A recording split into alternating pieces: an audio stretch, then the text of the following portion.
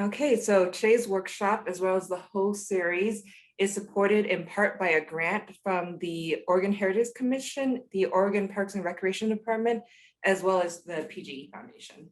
So thank you to the sponsors listed up there. Next slide, please. All right, so we just want to take a moment to acknowledge that no matter where you are watching this from, whether you're watching from Oregon or somewhere else in the United States, that all of the United States is considered to be indigenous land, that you're in indigenous land. And that specifically where the Oregon Historical Society building is located at is in downtown Portland. And Portland is located on the lands of the Multnomah, Clackamas, Tumwater, Watlala bands of the Chinook, and the Tualatin, Kalapuya, and many other indigenous nations of the Columbia River. If you look on the screen, you'll see a map. This map is part of the Experience Oregon exhibit, which is both what the exhibit that the curriculum is based on, also our permanent exhibit in the building. And today's session is also on maps, so it's all tying in. This is specifically a language map for the different indigenous languages that are spoken in Oregon and also the surrounding areas. We do encourage you to learn about the tribal nations that are close by to where you live. And you can do that either one by visiting OHS or also going directly to the tribal nations. A lot of them have websites in which they have resources and you can find out more there. Next slide, please. Okay, we are back open. Yay. We've been closed for a while. That being said, we do have limited hours. So currently we are only open on the weekend, but spring break is quickly approaching. And once it's here, we will be open from 12 p.m. to 5 p.m. during spring break. Future hours, stay tuned for. The three main exhibits that we have open right now are Nevertheless They Persisted, which is about the history of women's voting rights in Oregon and on the national level. Our Rose City Soccer exhibit, which is about the two soccer teams here in Portland. Personally, I'm a big fan of the Thorns. And then, of course, our permanent exhibit, Experience Oregon. Next slide, please. Okay, I'll just briefly touch on this. We are currently searching for a youth history writer. Please join the education team if you desire. This is a short-term temporary position, and it will run through June 30th of 2022. Oh, it's actually up there. We will run through June 30th, 2022. It will start off being full-time, and then it will turn into part-time. You will be writing a third grade reader about Portland history. And there is a website up there, ohs.application.com/jobs, where you can learn more about the position and apply for it. All right, next slide, please. All right, the reason why we're all here, today's presenter. All right, Natchee Barnd is an associate professor of ethnic studies and Native American studies at Oregon State University. His research focuses on issues of race, space, and indigenous geographies. He is the author of, which you can see on the screen, Native Space, Indigenous Strategies to Unsettle Settler Colonialism. And he's currently working on a new project called A People's Guide to Portland and Beyond. All right, and with that, I will let him take it away. Hooray. Hi, everyone. All right, let me share my screen here. So let's see. All right. All right, so for those of you who have the updated Zoom, you should see me there on the screen. And I'll be hanging out on the slides throughout the talk. And if you haven't used this technology and you're in a classroom and you want to, check it out. It's a fun little tool here. So, so first of all, I just want to say thank you so much for Oregon Historical Society for this opportunity and to the curriculum designers and all the advisors who helped them put together the curriculum, which you all, or those of you who are teachers, are going through. I actually went through the materials myself as well, so I got to see what you have been doing, and I happen to have a second and fourth grader, so these are things of interest in my mind anyway. And thanks to all of you who, especially those of you who are out there as teachers working on your craft and looking to implement this curriculum in real thoughtful and important ways. So I want to start off by way of a quick acknowledgement from my location. I'm here in Corvallis. This city and the university where I work rests on the lands of the Ampinafu Band of Kalapuya, who are the ancestors to people that now live within the Confederated Tribes of Grand Ronde and the Confederated Tribes of Siletz. And I offer this presentation as a small part of my work in pushing such acknowledgements toward decolonizing actions, real land returns, and strengthening indigenous geographies. So I'm also fortunate to work fairly closely with both tribes in my teaching, in my research, and my community engagement, and look forward to continued and even deeper relationships with them. I'm not a tribal member, and I'm not an enrolled member of any Native nation. So I'm speaking for myself and based on my learning and my experiences, and I want to have that out there. I also want to say, just briefly for those who are teachers, that my colleagues and I at OSU are in the process of designing our own K-12 Institute for Oregon Tribal History and Ethnic Studies. We're not going to be creating a curriculum, but kind of like along the models of what I'm going to do a little bit of today, just an additional ongoing professional development opportunities for teachers across the state. Let me see if I can move my slide here. That'll be a kind of a supplement to the great opportunities that you already have access to, like OHSs and other ones. So keep an eye out for that if that's something of interest, and let me know. And hopefully we'll have that rolling in the very near future together. All right, so look, I'm in a cityscape. All right. All right, so I'm here today. I'm going to move myself kind of in the middle of these pieces. These are actual pieces of my own. So I'm here today to offer a few ways of thinking about maps, and particularly in relation to indigenous geographies and map making. So I'm going to draw on some of my recent work, which you can see here, to help us think more critically about and deeply about maps in space, and to hopefully contextualize a little bit some of the geography of Indigenous Oregon portions of the OHS Experience Oregon curriculum. The goal here is to understand a little bit better what maps tell us, how they reflect and create our worlds, and how they identify how they can sometimes mislead us. I'm not going to be presenting a history of Indigenous maps, although I will. It may seem like I am, although I will use a number of examples to help us think about them more deeply, but mostly to think about how they relate to geography and space.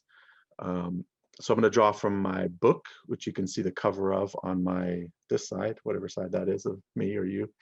And I'll pull from some other scholars and community work that was included in a special issue of Cartographica, which I co-edited this summer, which came out in the fall, and which led to a lot of media attention, including a really nice piece from OPB featuring myself and my friend and colleague David Harrelson, who is the Cultural Resources Director Manager at the Confederated Tribes of Grand Ronde. And so I don't know if he'll be here today, but if he is, I'm hoping he'll jump in and take some Q&A along with me. All right. So what are maps exactly? Sounds like a straightforward question, but that's what I want to talk with you a little bit about. I want to start with actually a few quotes from some critical cartographers, which might surprise you a little bit. J.B. Harley, the late J.B. Harley, tells us that an appropriate definition of a map is, quote, a social construction of the world expressed through the medium of cartography, unquote. I think that's not what most of us expect. A social construction is a culturally specific invention that humans use, but that they generally think of as real or objectively true. Harley tells us that the usual perception of the nature of maps is that they are a mirror, a graphic representation of some aspect of the real world. In Western culture, at least since the Enlightenment, cartography has been defined as a factual science. But the premise of it being that a map should offer a transparent window onto the world. Inaccuracy, we are told, given that it's a transparent window, is what he would call a cartographic, or what he says we believe to be a cartographic crime. So we might look at this historic map from the 1600s, for example, and scoff at the inaccuracies, rightfully so to a degree, right? Yet in our laughter, our scoffing, we implicitly argue or assume that maps where California is not an island are also not crimes, that they are accurate. To be sure, more recent and current maps are more accurate in terms of whether California is surrounded by water or not. But this does not let the subject of cartographic crimes sort of off the hook. Geographer Mark Monmonier tells us all maps lie, whether we're talking about more mundane kind of white lies or those required by the limitations of representation, or those mapping lies that are shaped by, quote, ignorance, greed, ideological blindness, or malice, unquote. So I would say that we should consider, for example, that Western maps have largely been concerned with and created through abstractions of the land, that their lies will centralize those concerns of abstraction and abstracting land. So what we choose to represent is a choice with a motivation. What we represent will always be flawed and incomplete. The use of maps is embedded in power dynamics and consequences. If you're at the wrong end of that power, then you will pay a cost. Maps are also fairly poor at representing things like ongoing movement, although atlases, for example, try to capture the dynamics of change in snapshots. But maps always sacrifice something, but rarely tell us what exactly is being lost, which leads me to an unexpected literary resource that I want to share about cartography. So if you'll allow me a moment here in some what I call on-screen karaoke, I'm going to offer a short piece from Argentinian writer Jorge Luis Borges, noting the impossibility of maps. And so using a fake notation from a fictional traveler / wise man, he tells us in his piece called On Exactitude in Science, he tells us, in that empire, the art of cartography attained such perfection that the map of a single province occupied the entirety of a city, and the map of the empire, the entirety of a province. In time, those unconscionable maps no longer satisfied, and the Cartographers Guild struck a map of the empire whose size was that of the empire, and which coincided point for point with it. The following generations, who were not so fond of the study of cartography as their forebears had been, saw that that vast map was useless, and not without some pitilessness was it that they delivered it up to the inclemencies of suns and winters. In the deserts of the West, still today, there are tattered ruins of that map, inhabited by animals and beggars. In all the land, there is no other relic of the disciplines of geography. And this is, from the supposed travels of wise men, that he's talking about the ridiculousness of an attempt to capture the truth of a space, of a geography. Oh, I can make myself a little bit bigger here, I think. So following Borges, I returned to cartographer Mark Monmonier, who strongly suggests we be skeptical of maps in order to understand their costs and benefits. What is gained and sacrificed by the representational choices that are made. This is especially true for maps in positions of power or dominance. So going back to J.B. Harley just for a moment here, he tells us, far from holding up a simple mirror of nature that is true or false, maps redescribe the world like any other document in terms of relations of power and of cultural practices, preferences, and priorities. What we read on a map is as much related to an invisible social world and to ideology as it is to phenomena seen and measured in the landscape. So maps are texts in the same sense that other nonverbal sign systems are. Paintings, prints, theater, film, television, music are texts. And maps are graphic language that is are graphic language that can be decoded in the same kind of way. So I say all this and also want to say that I'm critiquing maps, but I love maps, right? I love their aesthetics. I love the possibilities. I studied almanacs and atlases as a young person. I moved around a lot, so I really enjoyed their helpfulness as well as their potential for transgression and resistance. As the intro, as Isa mentioned, I'm actually writing a guidebook for Portland, so I'm not against maps and mapping.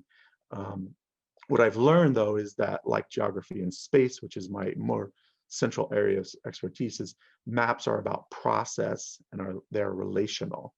They exist in tension, and they must be understood as multiple. They are layered. Multiple geographies and spaces always exist in the same space or in the same place, even if the maps only show one of those layers. And maps can and are often weaponized. So for those of you who are big fans, if you don't know what this is, I don't know what to say. Of course, it is easiest to find flaws in maps when they're being used against you, right? This has been the experience for most indigenous peoples across the globe, and certainly here in what is currently the US and Oregon for centuries. This is also the motivation for challenging those maps, for creating your own maps, and for returning to your own mapping traditions, especially if you're coming from an indigenous mapping background. But generally, mapping is very much linked with conquest. There's a long history of map use for war, for domination, economic leverage, resource claims, political power, and overall control of people, of movement, of places, of things. It can be a real Game of Thrones out there, if you will. So some have argued, have gone as far to argue that cartography's full development had conquest and control as its primary purpose. I don't know that I'm ready to go there yet, but I can absolutely see the reason why people would make that argument. We can certainly say, as scholar Peter Nabokov has noted, that through the surveyor's tools, quote, Indian tribes were subject to the bloodless process of territorial diminishment through repeated remapping of their aboriginal estate, unquote. Meaning the map was often the tool that removed and extracted lands and dispossessed Native people.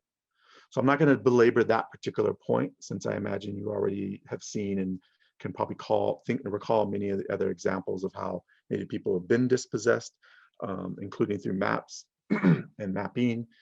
More importantly, I want to center some of the ways that maps have been and are used for other purposes, including resistance and cultural revitalization. So I have one more slide here before we get into sort of some of the indigenous, or one more set of slides here before we get into the indigenous stuff. I also don't want to create a binary. I don't believe that Western and European maps are necessarily bad, somehow inherently evil.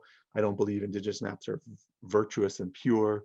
I actually would argue very firmly that that's a dangerous binary, and that actually further dehumanizes Native people and eliminates the possibility for human agency and choice, because people participate in a lot of different ways, in really conflicting ways, more often than we realize.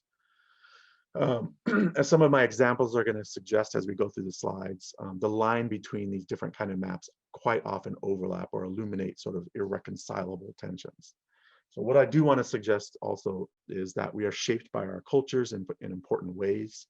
Often these cultural shapings or teachings are implicit and are very hard to even notice, hard to see the consequences or the cost for us or for others, and maybe especially for others. So while we have agency and choice, we are in reality rewarded or punished depending on how well we stay within the normal boundaries of our cultural frames. Um, so there's no binary, yet there are important geography and map differences that we can explore based upon cultural differences. So before moving on to Indigenous mapping directly, I want to share two quick examples that I think will be of interest for teaching about mapping and dynamics of power and culture. And so these could be great sort of pedagogical tools if this is something you're interested in thinking about, things, especially about, again, that window of whether we're sort of looking through a window or whether we're sort of recreating the norms and ideas and ideologies that we have, hierarchies and comforts, and in many cases Eurocentrism in the curriculums and the materials that we use. So some of you have probably seen this map before. If you haven't, it's a great resource. I've actually used it in courses quite a bit when we're talking about space, both just sort of notions of space and discourse and sort of dynamics of power and sort of racialization over time. If you haven't seen it, right, it's this is part of kind of a series of maps that have each successively tried to improve the quote unquote accuracy of the map, even just in terms of the actual spatial layout of where things are, what the sizes are compared to other sizes. So on this one, you can see the squares are, as you get further north and south, they get bigger, trying to encompass a more accurate sizing. The flipping of it, which was, I believe this particular map was put forth by Australia, which doesn't surprise you probably if you look at it and suddenly Australia seems really, really important. Because in our reading, our lens, and how things are legible to us, there's a hierarchy in terms of placement, in terms of the things that are centered, things that are up above versus below, because we read left to right, we read top to down, top to bottom, and just sort of the way our the sort of Western cultural practices tend to value some of those sort of positionalities and spatialities get represented in this. Which is a flip of the Eurocentric model that tended to have Europe, time starts Greenwich Mean Time, right? Everything centers in that space and radiates outward. The North and South dynamic is suddenly flipped. The size of Africa, for example, is much more proportional than it is in most maps that we see. So there's a number of ways in which all these things are sort of combated or contested here, even as it still reproduces things like nation states, and you have nation boundaries as the sort of the core marker of difference between them. I could talk for a long time on all these, but I promise you I won't. So another one that you probably haven't seen, but which I am just really in love with, not least of which just because they're amazingly gorgeous. These are a set of 15, these are two of a set of 15 of basically geological survey maps that were created in the 1940s, called meander maps. So I think of these as really important because they're more akin, in my mind, to traditional indigenous relations to land and ecology, to movement and the change of the non-human world, right? Those are the things that are usually when mappings of things like rivers, and this is a mapping of the Mississippi, are usually in the indigenous models. Usually there's a seeking to enhance the natural abundance rather than contain it, and especially in the case of rivers, where in the Western model you tend to your effort is to usually to channelize it, to create channels and keep the river still. And when you look at maps, you see a map and the river is very distinct and clear. It's a line, however big or skinny it may be. You have these meander maps, and it shows all the various paths at different moments in time that the rivers have, that this particular river or these portions of the river have taken. And you see the movement, you see the flow, you see the change, you see the sort of dynamism of the space, of the water, of the land. And to me, it's a very sort of metaphoric and important sort of lesson to think about those flows and the way that which we are or are not part of those processes, and whether or not we are seeking to create stability in the landscape just for the purposes of property ownership or economic projection, right? We're trying to constrain those things, and what are the sort of the costs of those things. I also show this because, again, this was a U.S. Geological survey, so our models are not immovable, and they're not binary, as I mentioned before. There's a lot of interesting possibilities, even when we're doing something as simple as a geological survey of rivers. So I wanted to leave you with those. If you haven't seen them, you can find them. You can download all of them and look at them, and they're, like I said, they're amazing. So. We have some of the Willamette here as well in Corvallis, and I imagine we have some in other rivers. So if we know that all maps are flawed and incomplete, or interested in particular outcomes and values, then we can think better. Then we can better understand and think about why we should pay more attention to other kinds of maps as well. To think about the value of them besides or beyond that notion of a supposed scientific window into reality. So I'm going to lay out a few different models of indigenous mapping that I think might be of interest to you, and that are part of what we talked about in that special issue of Cartographica, trying to map out these distinctive types of map making practices and histories. So starting with the ancestral, it probably is self-evident at some level. But these are maps and map making tactics or techniques and strategies and practices that were used, where the use and the purpose was internal to indigenous culture and history, right? This is pre-contact, this is pre-colonization. So there aren't any influences, there aren't any sort of need to engage with other sort of models other than other indigenous ones. So most of that is self-contained. It's done for the purposes that people are interested in directly for their own good and for their own needs. Anti-colonial, on the other hand, comes about after contact, after colonization, and then also oftentimes after sort of exposure to new techniques and strategies. So often these are responses to colonization and the imposition of settler colonial frames, of maps, of values, practices, and the impacts of them. So they're about correction, they're about contestation, they're about refusals. It makes me think, for example, about the Black Hills, right? And sort of the US illegally taking those lands and then trying to offer money to the different Lakota people who have to this day refused the settlement monies for that taking. They simply refuse to take it, right? They won't recognize that mapping. They just won't.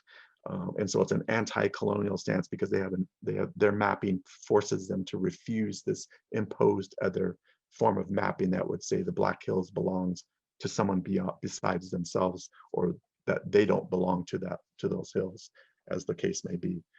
It also makes me think about every couple of years, you may notice there's a story about the Iroquois lacrosse team who wants to travel for these international lacrosse tournaments, and occasionally some of the nations that are hosting the tournaments will refuse to admit the Iroquois team, the Six Nations teams, because they always want to use their national passports, right? Their indigenous passports. And some states or some nations will either not recognize it, or the US might not let them travel on it. But their insistence on that we're going to use our passports, which is a signal of the maps that they understand and that they practice and they continue. So those actions are often directly an anti-colonial sort of stance or refusal or contestation of their ability to name themselves as a nation and see it and have others and recognize it. And it's obviously doubly ironic given that lacrosse is their game and that now there's people playing it and refusing to recognize them. And then lastly, the decolonial, which is a kind of a return in many ways to the ancestral, in the sense that it's an internal sort of mapping practice, and with purposes that are for the sort of indigenous interests. Sometimes they adopt and use the new technologies or techniques. You might have you can have a decolonial and GIS constructed maps simultaneously, but they're more about the purpose that they're for, who they're for, the protocols by which you decide how you're going to map and what you're going to map and what it's used for, and then ultimately the audience for it. Many of the decolonial maps and mappings are not publicly available, right? They're kept as protected resources and projects, protected knowledge that may be for tribal use or knowledge only, and right, they're not going to show it.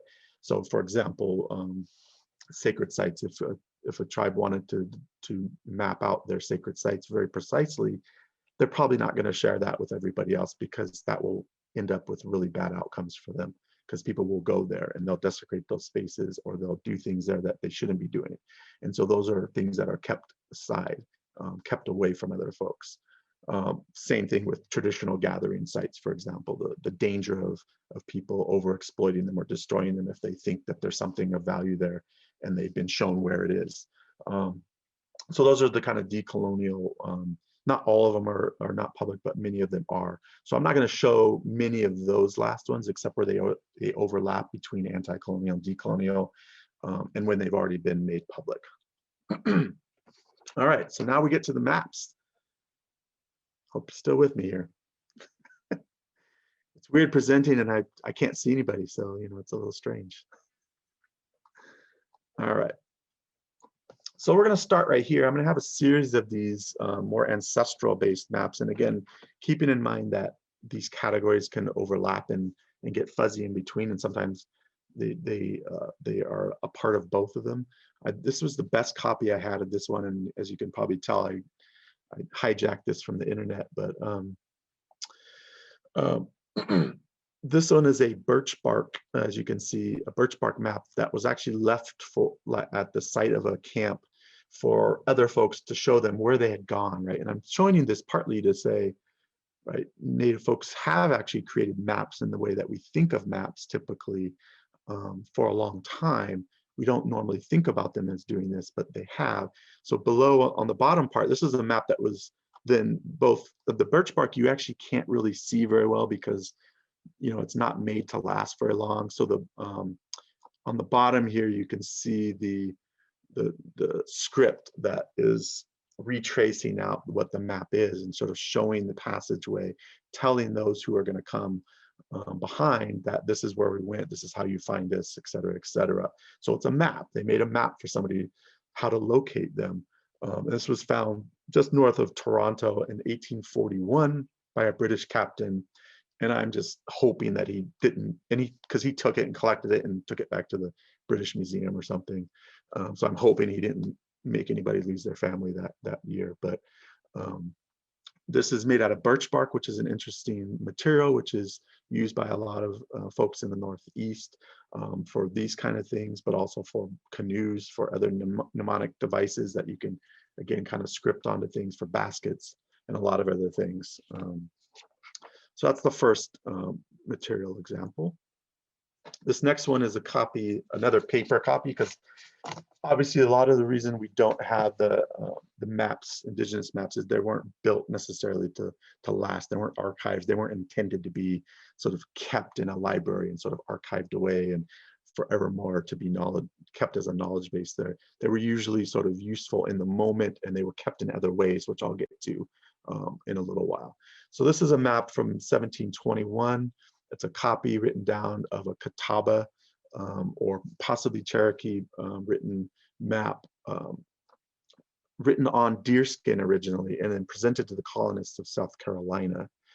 You can see, if you look at these circles here, these are the outlines of the tribes that are within the colony area, complete with the double line pathways that show how they are connected to and travel to one another. And then also, more importantly, I think for my purposes, or my interest at least, is that they're placed in actual geographic proximity in relation to each other, that they are on the landscape itself, right? So if somebody is to the north of you, they're the north of you, or depending on the orientation that you're using in relation on this particular map. And then you can also see that the indigenous villages, or sorry, the indigenous peoples are indicated by circles, And then you have on the far left Charleston, which is indicated using the sort of the straight lines and the squares that the colonists used to organize their space during those moments. So it's marking the sort of the organizational design of the space as well as the relational connections between and across them. In this case, on a different medium, on deerskin. And there's some speculation as well as about the symbolism of maybe using deerskin, but we'll skip that for now. Another one that some of you may have come across if you traveled around about a bit here, which is a petroglyph called map rock in Idaho, which dates back again to pre-colonial. I've sharpened the image just a little bit on the contrast to try to show a little bit more of the lines, so you can see some of the imagery that goes along the rock on the different faces. There's multiple other petroglyph on different rocks along this way, but if you look, people have tried to, of course I'm blocking all the things here now, but people have tried to map it out. So the one up here would be the original the original map rock, and the ones on this side here are the ones that people would then try to line up and align with actual geographic features, and you can see the different features laid out on the numbers there, the kind of the legend that matches it. So they're showing that, you know, this was an actual map. This was an ancient map that was used that corresponds pretty well to the features of the landscape, the geography, the rocks, the mountains, the rivers, as well as hunting and fishing sites and those types of things. So it kind of maps what we would, or sort of tracks with the maps that we would think of in contemporary times that are navigational in those ways. Now this one is interesting. This is something I've come across fairly recently, but this is what they call a Pawnee Sky Chart. So we've had birch bark, we've had deer hide, we've had rock, and now we have an elk hide made in Nebraska, what we call Nebraska right now. It's thought to be quite old, certainly pre-colonial. The Pawnee were particularly keen watchers of the night sky and of constellations, since those were all central to their creation stories. So if you look loosely, you can actually see the Milky Way going right through the center in this kind of cloudy cluster. The North Star is just to the left of that, up near on the top left side of that. And no doubt many of the clusters that within here hold, like the constellations that are depicted here, hold very specific stories for the Pawnee.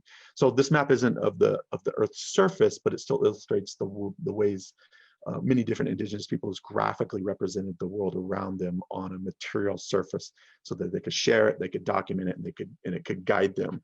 And I mean guide them, you know, in a number of ways, whether it be sort of physically in terms of their mobility and their movement, or spiritually and culturally in terms of various other kinds of knowledge that they might be gaining from this, including just their sort of the ability to sort of pass along narratives, which leads really well to our next set here.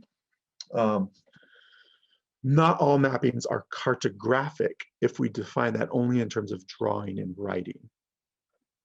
So it's important to think about the many ways that we can and do map our world. And, you know, thinking about it for this particular talk, I thought it might be something of interest for those of you who are teachers to do with your students, you know, creating alternative forms of mapping. So most indigenous people made maps outside of the written form. So I've showed you a bunch of written form ones to sort of say, look, these line up more or less what we think of as cartography, writing things on maps that correspond with the material world, that you can sort of align with each other and see that they are representing that in some particular way. But just as they sustain generations of memory and stories by oral tradition, many indigenous cultures practice and continue to practice mapping outside of text. And these kind of maps can be created in the form of poems, in songs, epic narratives, sculptures, mandalas, paintings, as well as drawings like we've seen. I would just note here, for example, David Harrelson, who I've mentioned already once or twice, notes in a video, I think it was from the Forest Service, that you can find online, that stories persist about the Kalapuya ancestors finding refuge on top of Mary's Peak, which is a nearby mountain here in Corvallis, finding refuge there during the Missoula floods. So if you know that history, you know some of that history at all, right? That these are floods that took place 13,000 plus years ago, right? And yet these have been passed along, so therefore more than 500 generations. So the maps, right, the sort of the knowledge of the landscape and the connections and the stories and the sort of things that are going to direct folks can be passed along without having to see it on a map. So that's an important sort of point to sort of think about a little bit. So here I'm actually showing you an image of bird singers from the Morongo band in California, Kuya folks. Bird songs are shared across many different peoples of the Southwest, which suggests, because they're shared across so many varied peoples, that they're actually quite old, that they go back to an earlier date.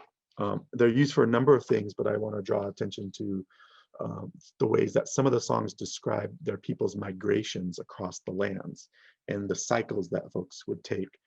So not only the people's movement, but the songs themselves are sung in sequence, right? They have to go in a particular order, in a particular way.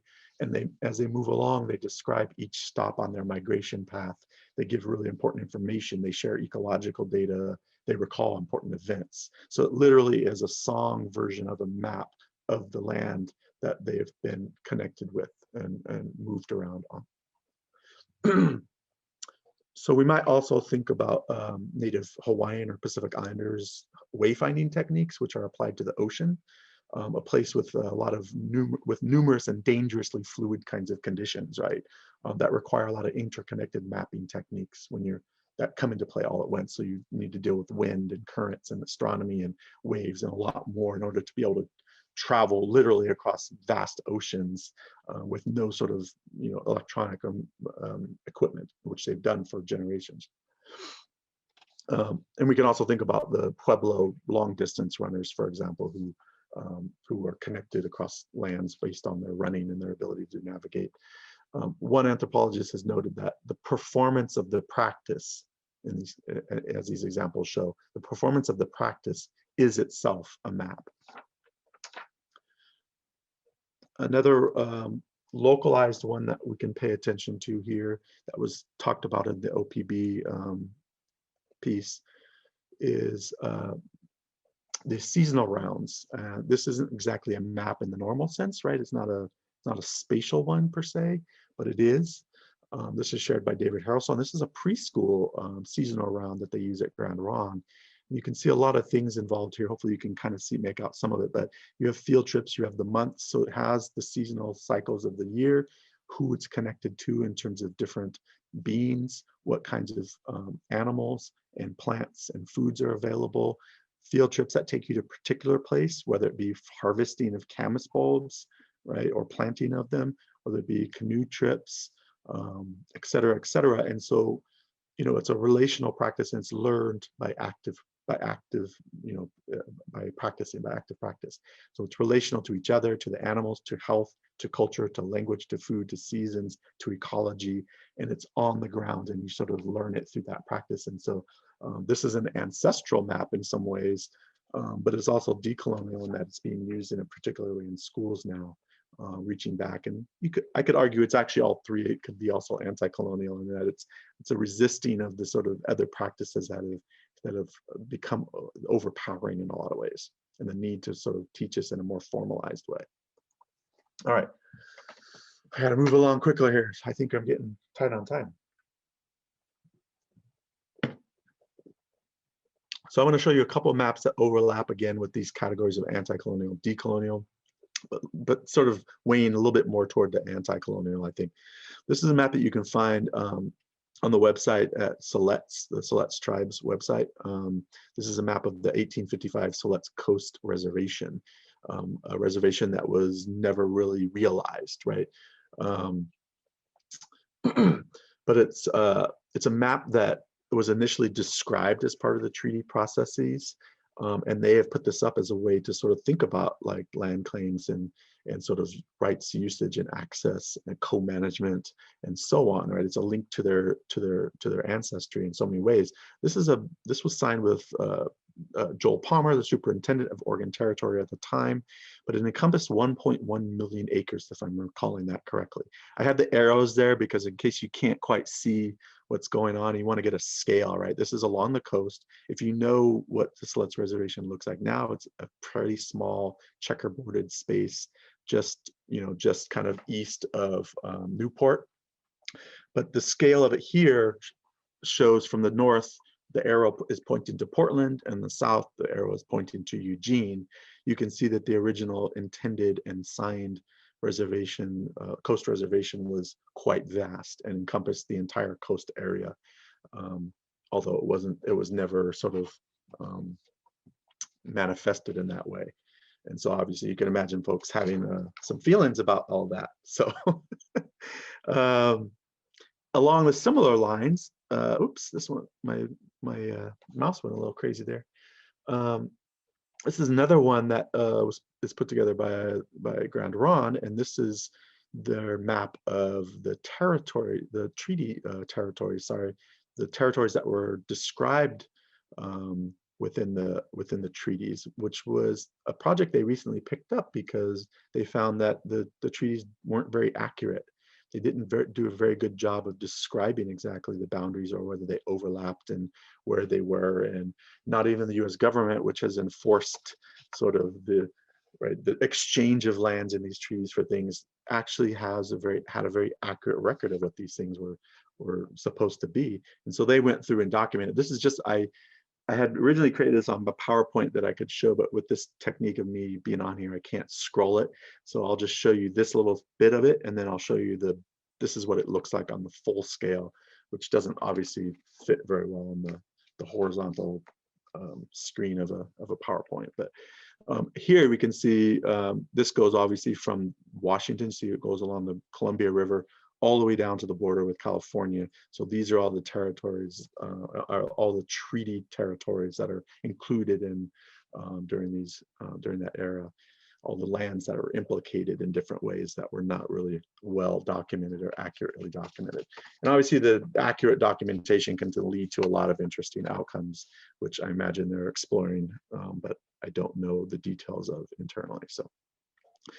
They also have done an Esri, if anybody's familiar with Esri, which is a mapping platform online that you can use. They have story maps, this really cool platform where you can use their GIS and mapping technology and also kind of create like a website, just text and image, and it's pretty easy to use.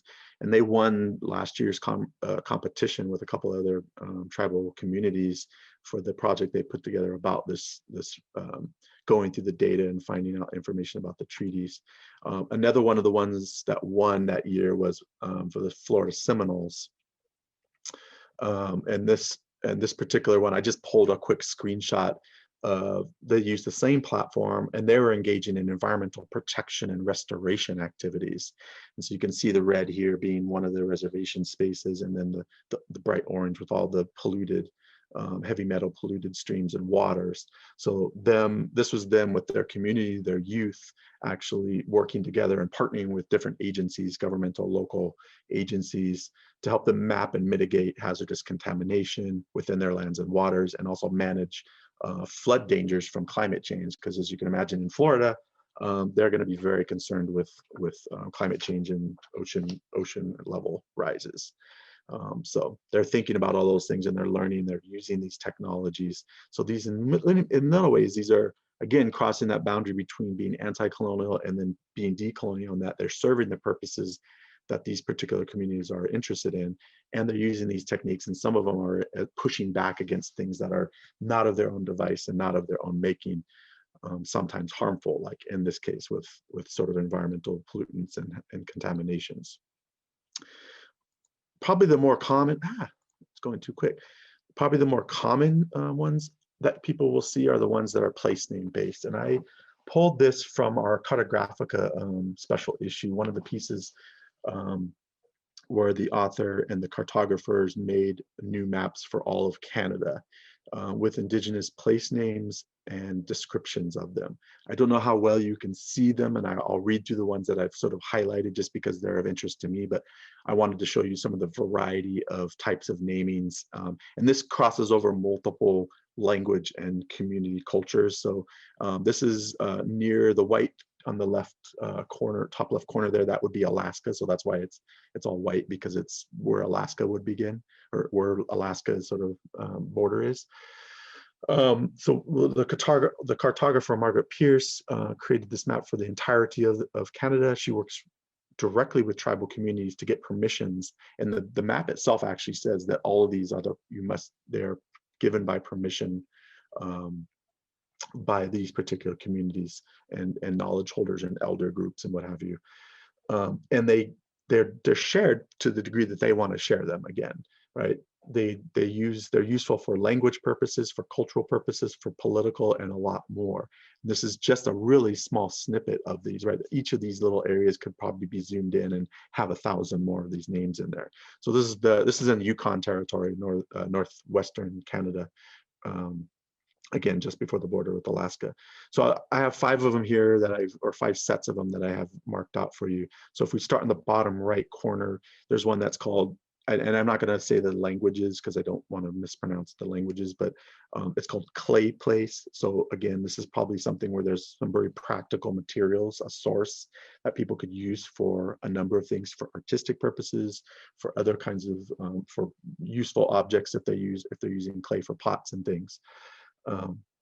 On the top right, Manitou Island, which I imagine is a spiritual location of note, since Manitou translates to spirit, and that's more or less in Ojibwe. And so this is probably a place of importance, of spiritual importance for some reasons. But I don't know the stories behind all these, and I don't care to necessarily dig in and find out. But it's just enough that I can see here and sort of project out what the purpose and value of these places are. On the very top in the center, it's a place that's called, the name means stones for driving stakes into the riverbed for fish weirs. So this would be a place where they've recognized that these particular stones are really good for setting up their fish traps, right? To be able to capture fish, which would be really important and good technique to know where all those materials are. In the middle there is Ancient Mountain, which is an ambiguous name, so you'd really need the story, right? So this is where, again, the stories become really, really important. And all of these places are probably going to have a dozen stories attached to them. And so again, like with the songs and the migrations, you can sort of go through the landscape through the stories or through a song or whatever, and you're going to find out a lot about the geography, the zoology, the botany, et cetera, et cetera. You're going to learn quite a bit, and you're going to learn the mapping of the place. I see here on the far left, Rock Girl when she becomes a woman. I don't know that particular story, but this is clearly a story of a character named Rock Girl, and she has some sort of transformation at that moment, and there's probably a lot of stories connected to that moment, and this is where this happened. And so that story can become an entry point into a lot of different things. And then on the very bottom, I just love, because it's just a pretty practical, again, it just says, you can't starve there, right? There's so much game, right, that you're never going to starve there. This is just a place where it's known, it's mapped as abundance. And so everybody's probably going to know that that's a place where if you're hungry, or if you need to feed, if you want to prepare for winter, this would be a great place to start off. All right, another local example. I mentioned Mary's Peak already. This was a project that I was partly involved with, which was the renaming or the naming of some creeks, and as it says on the top, multiple creeks on Mary's Peak. And this involved both Grand Ronde and Siletz, and each picked some of the waterways that were according to where their sort of their ancestral locations were more strongly connected, but also one picked the west side watersheds and one picked the east side. And so it was a great project just because it was one of these things where we went through the whole process of going through the Geographic Board of Names and getting everybody involved and sort of having mediation. Not we needed mediation because everybody was really thoughtful and came together through multiple agencies, but replacing these names. So you can see in the middle of this particular thing, kind of near Mary's Peak, the summit, Osney Creek, right, the Coyote Creek, right. So then again, each of these having very particular stories and connections that were important, that were in the language, but also had these these layers that were either because of their particular location or that they wanted to tell a particular story with that naming.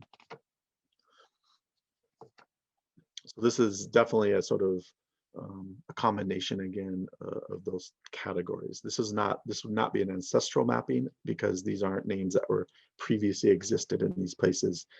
This is something that's new, but done in different kinds of ways. All right, now we're getting really out there. So I've stuck with the the sort of straightforward mapping, but I wanted to also give you a couple of things that are like map art. This is actually a non-native piece, I should say, first of all. This is a pretty famous piece by Jasper Johns. And what he was really doing was just trying to take something mundane and make us see it differently, see it new again, right? So especially for those of you who are teachers and those of us who all in our elementary school days, right, and beyond, right, we probably saw the multicolor state map everywhere in every classroom that we went at some point, right? And so it becomes so normative and so normalized and sort of mundane that you stop seeing it, you stop looking at it, you stop making meaning of it. And so what this artist was doing is thinking about those sort of mundane things and how you can reframe them and make you look anew at them. But that was it. That was all he really wanted, right? It was an aesthetic thing. It was more of like, can I make somebody look at something every day, an everyday object? And this is kind of like Mapplethorpe and and some of these other folks who takes these everyday things and sort of redo them. Maybe not Mapplethorpe as much. I'm thinking of some of these folks, these other artists. But this is also a source for another map that I wanted to show you, which was by a Salish Kootenai woman, Jean Quick-to-See Smith, who used this same map idea and then produced one called State Names 2. There's a series of state names one. And this really, for me, really gets to this idea of layers, right? The layering of sort of geographies and maps.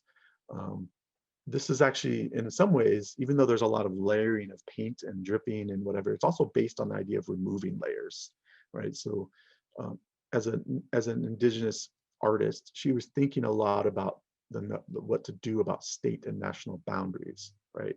And sort of breaching those and thinking about what remains or what is underneath or what continues on top of.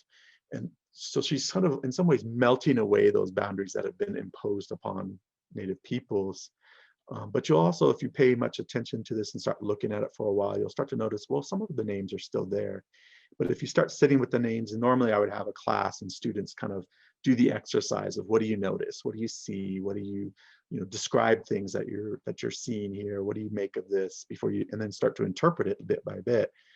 You'll notice that then there are some names there, and these are the names that are Aboriginal or Indigenous names that have remained. So even in this process of layering and removing layers, there's still this sort of presence that she's really trying to put forward. And again, there's a series of maps that she does this with in different kinds of ways. I don't remember how many she does overall, but so I'm really interested in this partly because while this is a map, it's not a super useful map, and it's not the map that we would use to navigate, but it does, to me, help show the kinds of maps that are in operation culturally and in practice in ways that can only show up in these ways because these other maps exist underneath or hidden or sort of obstructed. Yeah, sorry, her name is Jean Quick-to-See Smith. Jean is Jaune. She's pretty easy to find if you take a look. Jean Quick-to-See Smith. Sorry if I'm not capturing anybody else's chat questions. I just happened to notice that one, so thank you for that. So going from that, I want to go even more bare bones. So a lot of the work that I did started with things like street names and street signs. But all of that was already sort of filtered through all these layers of thinking about geographies and space and mapping. And then you get to these really bare bones ones that without those lenses are fairly hard to interpret sometimes. And yes, thank you. You're blocking my thing, sorry. But once you have those lenses, those ideas, you can sort of translate them. So this is a piece of an artist that I worked with quite a bit over the years. He has a whole series called Your Host. And it's an installation. He's an installation artist. He puts these pieces in place, in location. His name is Edgar Heap of Birds. Edgar Heap of Birds, who he's a Cheyenne and Arapaho artist. And he puts these in to really draw attention to indigenous geographies, right, to native maps, but also to signal that those quote unquote invisible maps, at least invisible to non-indigenous people, exist, that they persist, that the relationship and responsibilities, once you recognize that the relationship and responsibilities that we all have with them are there as guests, right? And so so that notion of what does it mean if somebody is your host? What does that mean about you as a guest? Like I've often talked about that when I talk about his work, is like, are we guesting correctly? If we think about guesting as a verb, what does it mean to be a guest? We've all had maybe not the best guests at times, right? And so what makes them not a good guest? And so thinking about this in this larger context, like reminding us that we're being hosted. And this is the whole point of the land acknowledgement statements that we're hearing and seeing and practicing over and over, is to think about hosting and guesting, and what do we do with that? Like, what's the steps? What are the relationships and responsibilities that those things signal? Like, what is the connection between the guest and the host? And so Alaska is kind of undone by walking it backwards in the text. But here we are, really sparse, right? This is his bread and butter, just sparse text to get at these really complex notions of maps and place and geography. And so I think it helps to have seen all those and think about all those things beforehand, and then to come to these at the end. Another set of his pieces, which is appropriate. There's 12 of them here. I'm only going to show these 4 because I've been talking mostly about the bottom 2 here, and then the top 2 are for those of you who are up in the Portland area nearby. This was actually taken here in Corvallis. It was for some reason on display at one of our art museums, to my pleasure, one day many years ago. But these are placed all over the place, and he's done them across the country, across the globe even. And it really is a sort of exercise in native mapping and native geography. All right, taking a big sip here because I have one last thing I want to share with you, and thank you all for your patience so far. I know we're about an hour in. I only have a couple more minutes here. So I wanted to end with this particular piece, which is also something from my book, and I have a couple different slides of this that I want to share. And I'm going to do a brief reading from the beginning of chapter 4, where I talk about this piece, just because I think it shares a little bit about how I think about these things, how I narrate them, and then how also, as you probably hopefully have seen, in the sort of pedagogical approach to this, using poetry and imagery and mapping, and also sort of narrative and voice and different things, to talk about sort of how these maps work and what they are, about returns and recoveries. So this is a piece by an artist named Chris Pappan, P-A-P-P-A-N, called Occupied Territory. It's based on a historic advertisement and map. It's a document of dispossession and the transformation of the land, in this case of what we call Kansas. And it celebrates homesteading, just as we know many other states celebrate homesteading quite a bit. Not that any that I can think of right off the top, but there are some out there. And so I'm going to show you this piece here. This is the original, right? This is what the original piece looked like. Again, thinking about this is an advertisement / map that was imagining colonization being completed, right? It was the selling. It was selling the making of one map and the unmaking of another map. And I'll read that to you, and you can see the little bits here. I'll show this while I read it, so you can sort of see what I'm referring to in the text itself. All right, so let me read this little bit here, if you bear with me just for a couple minutes, not too long. Council Grove, Kansas, April 25th, 2015. We are coming back, he says. This is not hyperbole or abstract decolonial audaciousness. On this day, Chris Pappan and a handful of Kansa stand on Kansa land in Kansas. A spiritual leader offers a blessing to dedicate the new dance arbor. A governor speaks. Dance follows. This gathering is the first time the Kansa have stood on and danced on their land in Kansas in 142 years.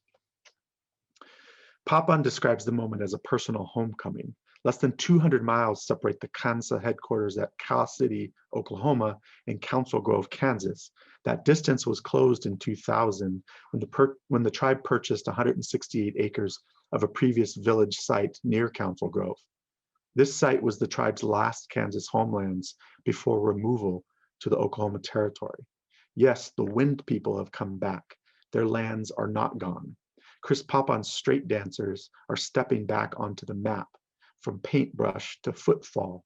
In truth, history shows that the Kansa never fully left. Culture tells us they cannot. Today is proof that they never will. The artist, Chris Papan, is Ka, or Kansa, Osage, Cheyenne River Sioux, and mixed European, and he tells me that the Kansa are reclaiming their homelands in Kansas. But I'm talking to him because he's already showed me this reclamation, already painted this scene. Being Kansa under Kansas sky and open and upon swept earth. His painting Occupied Territory, which incorporates a historic advertisement / map from 1872, represents native space persisting within and emerging from under supposed erasure. Occupied territory, pushed south. 1,500,000 acres subject to homestead. 30,000 free homes in Kansas waiting for occupants. Lowest special rates for immigrants and their outfit. Visions of white settlement. Kansas is not for Kansas. Papan shares with me that his multimedia piece, Occupied Territory, was sparked by the Occupy movement, which saw protesters nationwide rejecting wealth inequalities produced by our current economic models and global capitalism. Papan viewed this as a moment to remember an earlier and ongoing occupation, a nationally foundational one that renders all talk of occupation on these lands layered and contradictory in terms of social justice. His creation speaks specifically to the occupation of Kansas. The way his work links to the past, however, is just a prelude to the present and the future. Occupation as a verb, occupation now. From his small creative platform, this now Chicago-based artist reasserts a Kansa powwow scene on a historic 1872 advertisement / map, once used to facilitate and mark the unmaking of Kansa homelands. Papan notes this unmaking and then represents a forward-looking sense of native possibilities. The same map now helps to remake those homelands. It reflects the remaking already at work, dancing, foot on land, on land. And with that, I will just say thank you so much for spending some time with me and listening, and I'm happy to hang around and chat and answer questions and whatever else you want to do. Dance, maybe.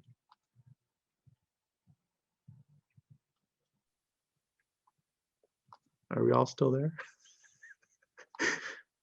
It went very anticlimactic. I said that and then there was just silence, deafening silence. I have a question. Yeah, go for it. Is that Julie I see talking? Oh, I was just saying it's like teaching fourth graders online. You get the silence. Oh no, it's like teaching university students as well, actually. So Natchee, this is Fred Bradshaw. I'm up at the top on I see, yeah. Yeah, thanks for coming and doing this. I had a question. As I was wondering among the Native Americans, if there were people in the tribe or regions that actually specialized in making maps, or was there just a desire by anybody to draw a map? Yeah, do you mean individual, or are there like individual people assigned to that, or particular groups that were more practiced at it? No, I think I was thinking about individuals that were actually in the tribe that were specialized in doing that. I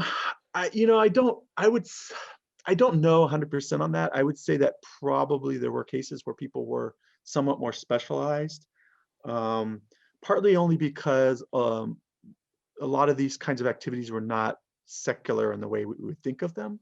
And so if you're drawing particular kinds of things, you probably need certain sorts of knowledge and, in a sense, permissions to be able to sort of to practice those. Now, that being said, people were always free to do a lot of different things, and people would draw stuff. And, we saw with the imprisonment of Native folks in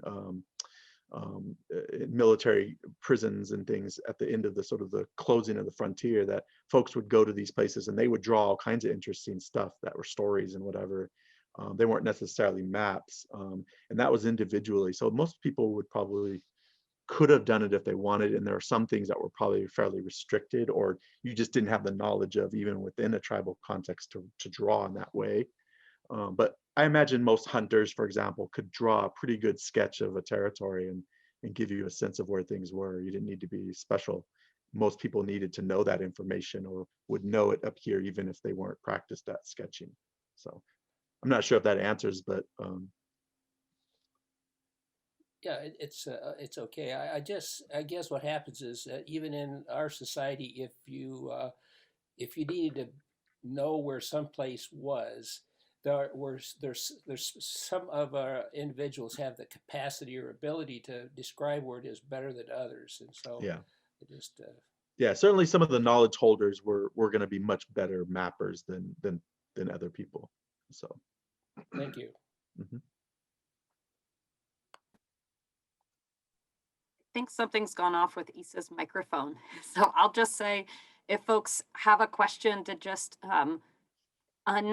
unsilence yourself and ask it. And if it looks like we have a bunch of folks trying at one time, then we'll keep a little stack and call on you with a raised hand. And if you'd prefer to write your question out in the chat, if you'd rather do that than speak it, go ahead and do that. And I see Sarah Anderson's hand. So you're next, Sarah. Great, thank you. Thank you so much for your presentation. I know some of the people we have here today are elementary school teachers. Yeah. And as you mentioned at one point, when you think about geography and how geography is taught in a typical elementary school classroom, you're thinking about states and state capitals and that kind of, multicolored blocked map that you were mentioning. I'm wondering what, if teachers were to bring in maps to their classroom that other than that map or other than the Oregon map, and with the counties and everything, that could start to challenge the, the colonized notion of Oregon, what maps would you suggest that would be kind of like some essential ones that they should look at? Yeah, well, I know I've seen in the curriculum there's access to a few different kind of mapping resources, right? So like the nativeland.ca ones, and you can do that by language, you can do that by sort of territory to some extent. The tribes themselves have maps that you could probably pull if you wanted to sort of pull ones that are local, that depending on where you are, that might be interesting to see what kinds of things. I had suggested in there too, just the idea of, getting even young folks to think about what a map is and what it isn't, and sort of how you map and how you can map, and the idea of maps being in a lot of cases more than just those things on paper. But I could see I was thinking a lot about that, and again, I don't teach at those levels, but I do have kids, and I have to sort of often convey these things to them and think about how it makes sense to them, but just to think about how the mapping process of how you could sort of create these things, like, or for folks who maybe aren't great at sketching it out, but they could sing a song about their day that maps out their sort of movement through a space, and then you could use that as a sort of the leverage point to think about, well, how is this, maybe this parallels practices elsewhere that people also use these different techniques, right? Some people are better at drawing maps, some people are not as good at it. And those kinds of things. But I think mostly it's just about, like, I imagine you could walk, not that we can do this now, but if you were on a field trip and you're at the edge of a town, you could look at a map and there's a line there, but you look, right? I mean, all of us have probably had that experience. The whole four corners thing is always that experience, that people go there and there's nothing there. I mean, there's a thing there that says you can stand on all four corners, but it's like you're just there in the air, right? You're just standing on the same dirt, right? It's like, it's like, unless, like, I've been in San Diego, unless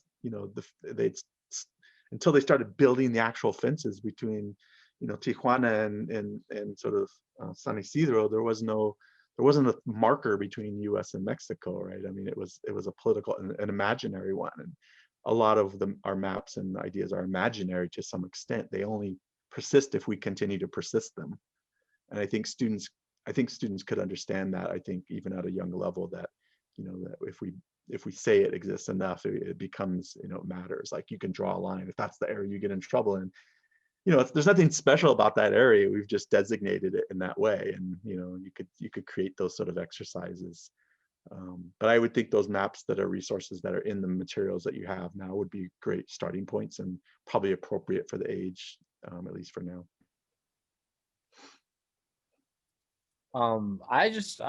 What you just said is what I wanted to say is really applicable. I've taught 2nd through 5th grade. The song, or maybe a poem or a story that gives direction, I think that's a really great way to teach a totally different aspect of maps. And so that is very applicable. I could see myself working on a lesson plan for that when I go back. Glad to hear it. Thank you.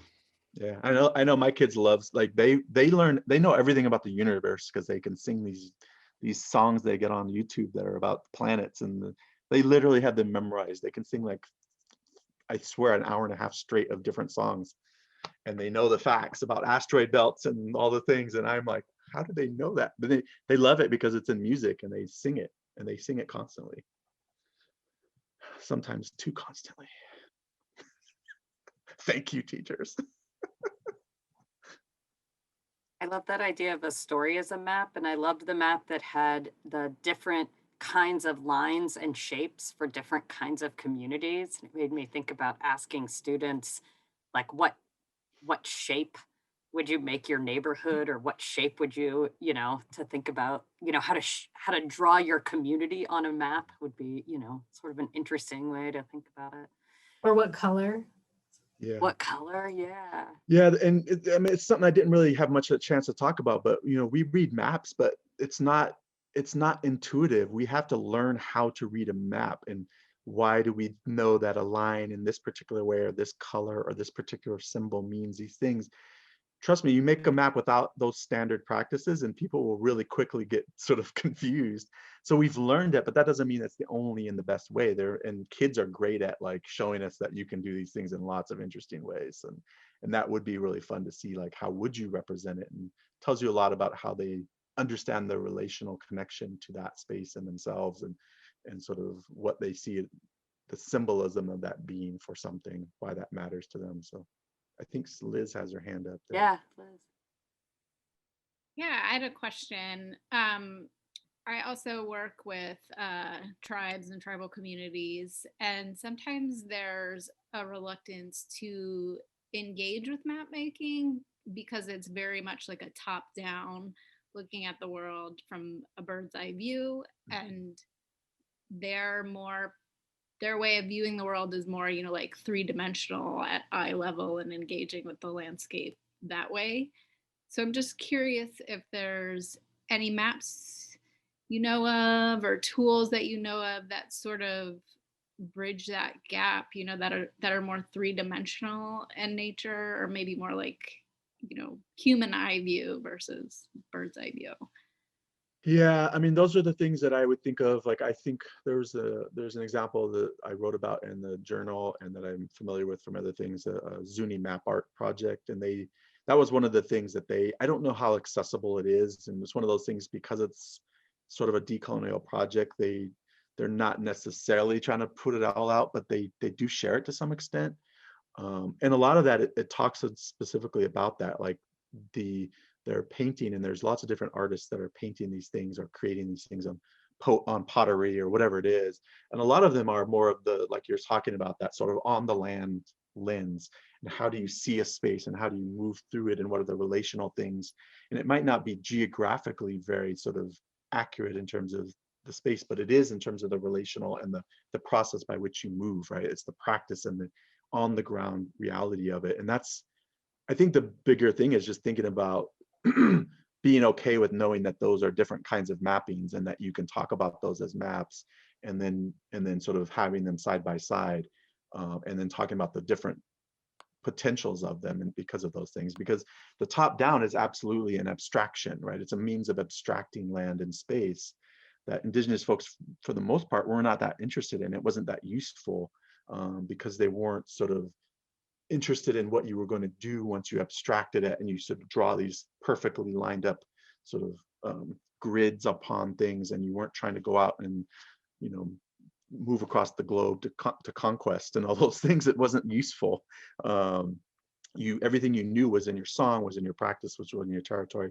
You were already rooted to that space, so you weren't trying to go out really beyond that, except for in a few places here and there where there was maybe some contested spaces or maybe some expansion here or there. Sometimes people migrated, and so there are some variations there, but I mean, people always move. But I just think generally thinking about maps opening up, and that's kind of what I was trying to get at here, was really wanting to think about a lot of things can be maps. And so I think giving yourself permission to say, well, if this map isn't going to be something that they would participate, maybe there's another kind of map if they would be willing to sort of share and make use of it, because it's probably more appropriate and useful anyways, and something they really would get behind if it sort of fostered more of that. So I don't have a specific one. I just think keeping your options open is a good idea. Like I like I said, paintings and songs and all that. Those are, I would totally use those.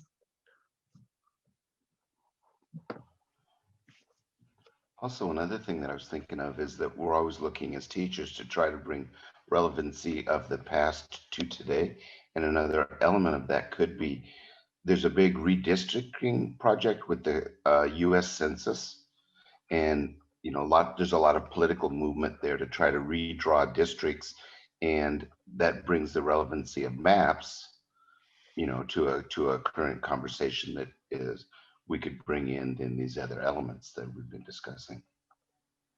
Yeah, depending on the level for sure of the student, that's, I mean, that's all day right now happening. So redistricting, if that's not the value and the power of maps, I don't know what is.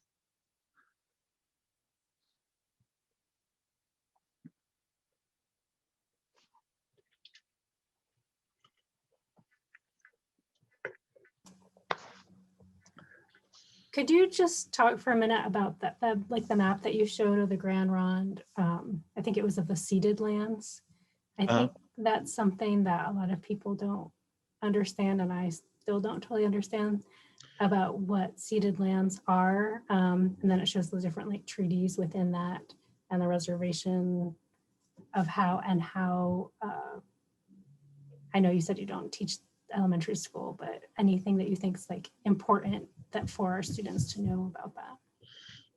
Yeah, I mean, is there something specific that you're thinking that would be helpful within that, or are you just thinking overall, what is that? What is that all about? What yeah, just okay. Because I've seen that map a number of times, but I haven't had anyone really explain it. I mean, in some ways, the value of the map is to show the sort of the vastness of the geography, right? The links, because it's not just to show a historic, right? It's to say that these folks have certain connections, relationships, and responsibilities to those lands now, right? They still think of them as their territories. They're still their territories. They belong to that territory. And so that the vastness of it is partly a way of thinking about, this is still us, we are still there. And this isn't something that's historic. They don't control those territories like they once did, mostly just because of force and power and military might more than anything else. That's the only reason. The ceded and the unceded is really just a matter of like, did the US even use their own practice, or Canada, whoever it happens to be, did they even follow their own legal processes of sort of gaining ownership over the land, right? So the treaty, the ceding is literally just that transfer, that exchange land for particular sort of promises, if you will. One important thing that maybe would be useful for students is to start them early, is to think about like, the treaties aren't for the tribes, the treaties is for everybody. we're all, like we've used this phrase in the past, that we're all treaty people, right? The treaty is between two sets of peoples, two nations ultimately. Like a treaty between France and the US is between the France and the US. It's not a US treaty or France treaty, it's a treaty between them. These treaties are treaties between the US and these different tribal nations, right? And so we tend to think about them as almost like they're treaties that were for and owned by the tribes only, in this weird kind of way. It's a way of sort of pushing off that there's an agreement and a responsibility in place, right? The exchange was, we will have the land, which really meant we're going to take the land, and in exchange, we'll guarantee certain resources are made available so that you don't die, right? You will have access to food still, you'll have access to be able to hunt and fish in some of your territories that you've always had. You will be supplied with education, you will be supplied with, certain materials, which is why we have, there's an Indian agency, right? This is why there are sort of resources that are given through the federal government. This is why the lands of the reservations are held in trust. They're federal lands, technically, according to the US government. So these are the exchanges. You give us this and you get that. Now, it was done at the end of a bayonet and a gun, so it wasn't an equal and fair negotiation, but it was one that people made under duress, and there was some agreement. So we're all bound to that treaty. Now, we know that every single treaty was violated. So theoretically, in a legal framing, if you violate the treaty is null and void, right? An agreement, if you have a contract, you violate, it's null and void. So theoretically, right, the lands are not actually, have not been transferred over, right? And so that's an interesting point to think about as well. But barring the ability for tribes to be able to enforce that in a meaningful way, which is, not really possible, just because of the, numbers and force and power. But that's what the treaties are, and the ceded lands are those lands that were given or were taken, but allowed to be exchanged for these guarantees of life and survival for smaller pieces of land somewhere else, so that there wasn't, basically an obvious indirect genocide, which was very much possible. So there are a few unceded territories, like on that map, there are some unceded. So what that means is somewhere along the way, there was no treaty that made those lands available for the government. And so there was no legal process. And so theoretically, those should be still in the hands of Native people. And this is true in Canada, true in the US, lots of other places. A lot of places beyond the US and Canada never even bothered with treaties. So there is something to be said for it, even though it was, it was not the greatest bragging point in the world, but so I don't know if that helps at all, but Thank you. my best.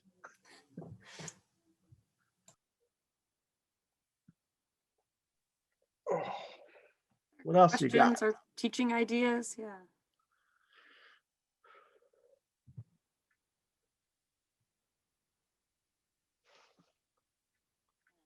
And it's okay. You're welcome. We will send a follow-up email to everyone tomorrow, and it'll include a link asking you to provide feedback on this presentation. So please do. That's a big help to OHS. And we'll send useful feedback to this evening's presenter as well. Yeah. Keeping in mind that this was for you. I know I'm not a curriculum development person for elementary school, and so this was more for you and contextual and thinking bigger picture, and so keep that in mind. Yeah.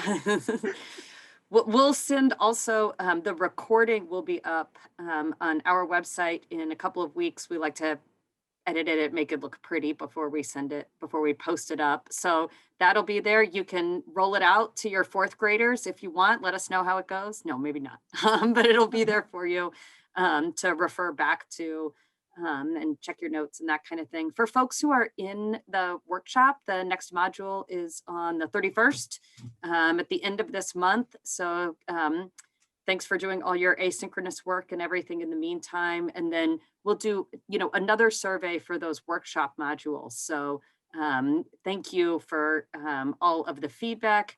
Thank you, Dr. Barnd. This was really fascinating. I think somebody just said that it stretched their brain in a helpful way. And I felt exactly the same way. So Really appreciate that very much.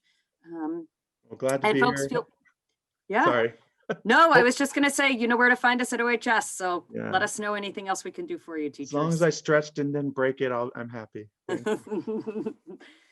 Well, what doesn't bend breaks, right? So, all right, everyone. Thanks for your great work. Keep it up. Thanks for And coming. we will see you Thank next. you. Take care.